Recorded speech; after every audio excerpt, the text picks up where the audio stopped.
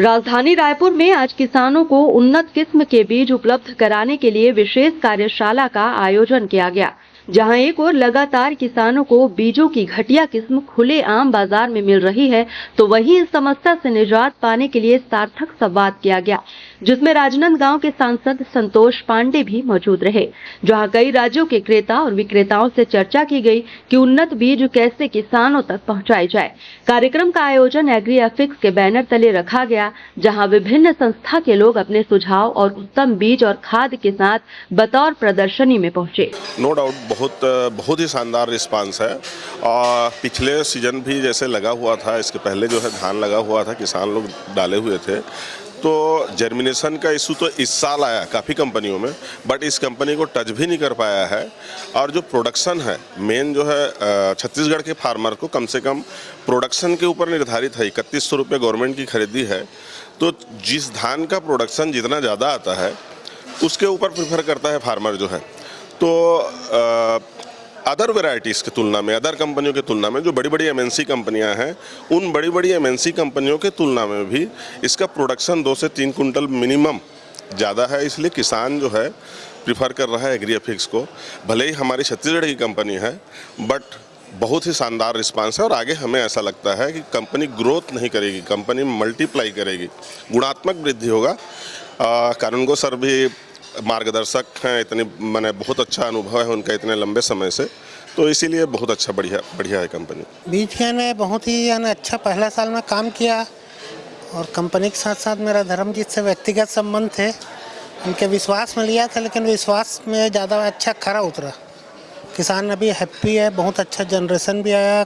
एक भी पहले सीड कंपनी में पहली कंपनी थी, एक भी कंप्लेन नहीं आया।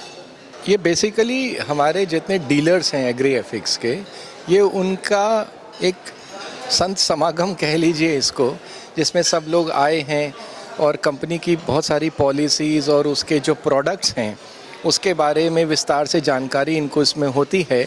और इसके साथ साथ पिछली फसल के दौरान जो हमारे कंपनी के जो उन्नत बीज लगाए गए उनके बारे में भी ये फीडबैक देते हैं कि कैसा इसका परफॉर्मेंस हुआ है कि नहीं हुआ है। यदि किसी को नाराज़गी होती है तो वो अपनी नाराज़गी भी व्यक्त करते हैं, जिससे हमें मार्गदर्शन मिलता है कि हम और कैसे बेहतर हो सकें।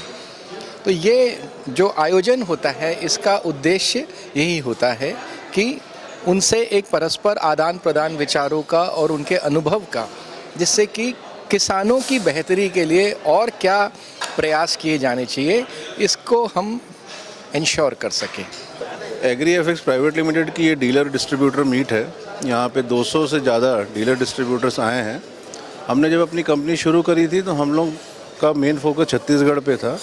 अब धीरे धीरे हम लोग उड़ीसा, वेस्ट बंगाल, उत्तर प्रदेश और भी दूसरे स्टेट्स में जा रहे हैं। यहाँ पे हमने डिस्प्ले किया हुआ है हमारे जितने भी सीड्स की वैरायटीज़ हैं, सारे सीड्स की जो है यहाँ पे पैडी सीड्स प्रोमिनेंटली हमारे पास है।